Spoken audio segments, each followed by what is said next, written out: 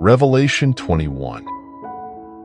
John said, "Then I saw a new heaven and a new earth, for the first heaven and the first earth had passed away, and there was no longer any sea." Right away, we're reminded that this world, as it is, isn't the end of the story. It's like when you're watching a movie and things look bleak, but you know there's a happy ending coming. That's what God is promising us here. The new heaven and new earth isn't just a better version of what we have now. It's something entirely new and glorious. It's a reminder to not hold too tightly to the things of this world, because something far greater is coming. Then John says, "I saw the holy city, the new Jerusalem, coming down out of heaven from God, prepared as a bride beautifully dressed for her husband." This image of the New Jerusalem is so powerful. It's not just a place. It's a picture of God's people, His church, finally united with Him forever. Imagine the most joyful wedding you've ever been to. The love, the laughter, the celebration. That's just a tiny glimpse of what this will be like. And here's the best part.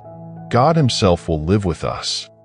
John writes, "Look, God's dwelling place is now among the people, and He will dwell with them. They will be His people, and God Himself will be with them and be their God." Let's pause here. God, the creator of the universe, the one who spoke everything into existence, chooses to live with us. Not far away, not distant, but right with us. How often do we feel alone or unseen in our daily lives? Maybe you've had days where it feels like no one really gets you, or you're carrying burdens that feel too heavy to share. Revelation 21 reminds us that we're never truly alone. God's desire has always been to be close to us, and one day, that closeness will be fully realized. God also says, "To the thirsty I will give water without cost from the spring of the water of life." That's such a beautiful invitation. Are you thirsty? Not just physically, but spiritually. Are you longing for something more, something deeper? God is offering us living water. His presence, His peace, His joy, and it's free. You don't have to earn it. You just have to come to Him, open and willing to receive. But then there's a bit of a sobering reminder.